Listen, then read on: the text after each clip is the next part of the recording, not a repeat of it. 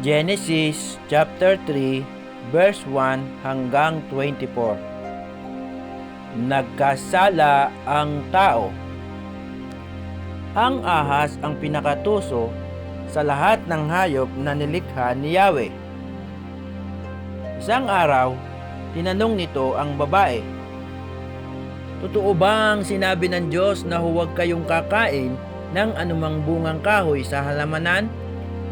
Sumagot ang babae, "Maaari naming kainin ang anumang bunga sa halamanan, huwag lamang ang bunga ng puno na nasa gitna niyon. Sinabi ng Diyos na huwag naming kakainin ni hihipuin man ang bunga nito. Kung kami raw ay kakain nito, mamamatay kami."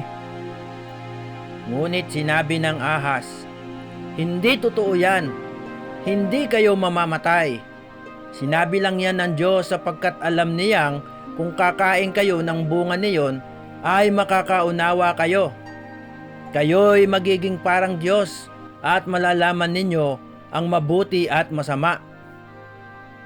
Ang punong kahoy ay napakaganda sa paningin ng babae at sa palagay niya ay masarap ang bunga nito. Naisip din niya na kahangahangang maging marunong. Kaya't pumita siya ng bunga at kumain nito. Binigyan niya ang kanyang asawa at kumain din ito. Nagkaroon nga sila ng pangunawa matapos kumain. Noon nila na lamang sila'y hubad.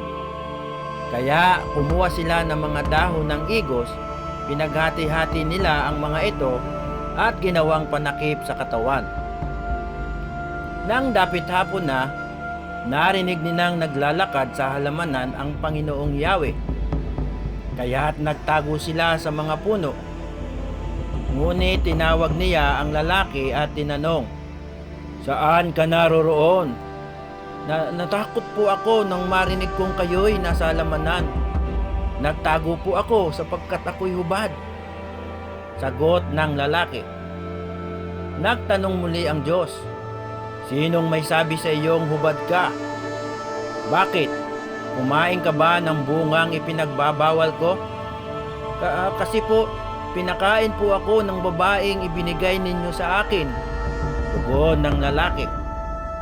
"Bakit mo ginawa ang bagay na iyon?" Tanong ng Panginoong Yahweh sa babae. "Mangyari po ay nilinglang ako ng ahas, kaya ako natuksong kumain." Sagot naman nito. At sinabi ng Panginoong Yahweh sa ahas, "Sa iyong ginawa'y may parusang dapat na ikaw lang sa lahat ng hayop ang magdaranas. Mula ngayon, ikaw ay gagapang at ang pagkain mo'y alikabok lamang. Kayo ng babae ay aking pag-aawayin. Binhi mo at binhi niya'y lagi kong paglalabanin. Ang binhi niya ang dudurog sa iyong ulo, at sa sakong niya'y ikaw ang tutuklaw." Sa babae naman ito ang sinabi, "Sa pagbubuntis mo'y hirap ang daranasin, at sa panganganak, sakit ay titiisin. Ang asawang lalaki iyong nanasain, papasakop ka sa kanya at siya mong susundin." Ito naman ang sinabi ng Diyos kay Adan, "Dahil nakinig ka sa iyong asawa nang iyong kainin ang ipinagbabawal kong bunga, dahil dito'y sinusumpa ko ang lupa. Sa hirap ng pagbubungkal, pagkain mo'y magmumula. Mga damo at tinik ang iyong aanihin. Halaman sa gubat ang iyong kakainin. Sa pagod at pawis, pagkain mo'y manggagaling. Maghihirap ka hanggang sa malibing. Dahil sa alabok, doon ka nang galing. Sa lupang alabok ay babalik ka rin." Eva ang itinawag ni Adan sa kanyang asawa, sapagkat siya ang ina ng sangkatauhan. Ang mag-asawa ay iginawa niya ng mga damit na yari sa balat ng hayop. Pagkatapos, sinabi ng Panginoong Yahweh, "Katulad na natin ngayon ang tao, sapagkat alam na niya ang mabuti at masama. Baka pumitas siya at kumain ng bungang kahoy na nagbibigay buhay, at hindi na siya mamatay." Kaya pinalaya sa halamanan ng Eden ang tao upang magbungkal ng lupang kanyang pinagmulan. Pinalayas nga siya ng Diyos, at sa dakong silangan ng halamanan ng Eden ay naglagay ang Diyos ng bantay na kerubin.